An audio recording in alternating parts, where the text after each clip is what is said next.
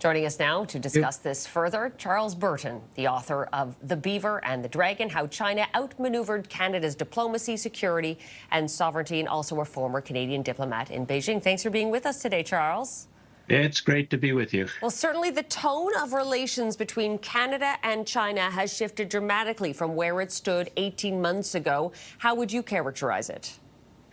Well, we haven't actually seen anything substantive coming out of the meeting in terms of resolution of the tariffs issue or our other concerns. I mean, we have a lot of concerns over foreign influence and espionage and harassment of Canadians and China's activities up in the Canadian Arctic and so on. There's been nothing on that.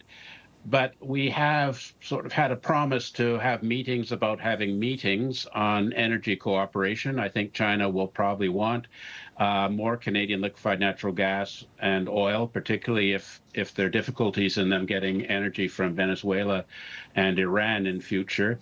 And there's also some talk about China being allowed to invest in the oil sands, which had been stopped under the Harper times. But I think in general, the Prime Minister says that we're putting in place the foundation for a new strategic partnership, and that the progress that we're making with China will help set Canada and China up for the new world order. I think a lot of people are concerned about too much strategic partnership with China, particularly as China's other strategic partners are countries like Iran, North Korea, and Russia, which, China is supporting Russia, and Russia is engaging in illegal activities in Ukraine. So, it seems that we're having a tough row to hoe.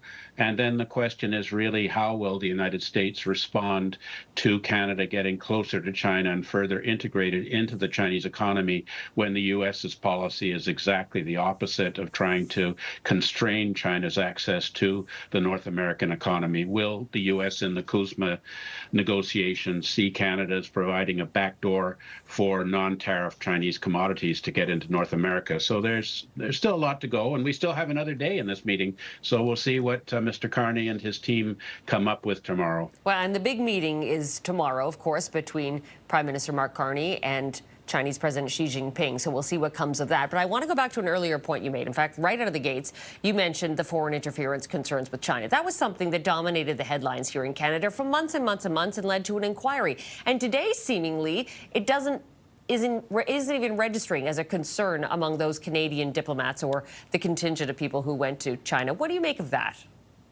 Well, I think strategic partnership, as the Chinese understand it, and they've made this actually quite explicitly clear, involves Canada not engaging with China on these concerns. And so, the fate of Bill C-70, the Foreign Influence and Interference Act, which came into law in June 2024, which calls for a foreign influence interference commissioner who would oversee a foreign influence interference registry, which would mean that people who are receiving benefits from the Chinese state would have to declare that publicly, is not happening. The government has not done the order in council to identify this commissioner.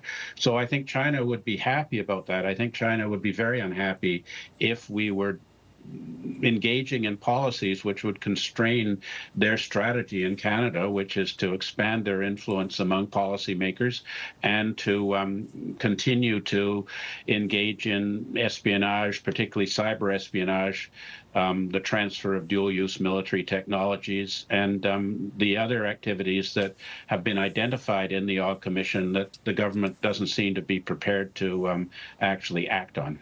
Charles Burton, thank you for your time and insight as always. Great to speak with you.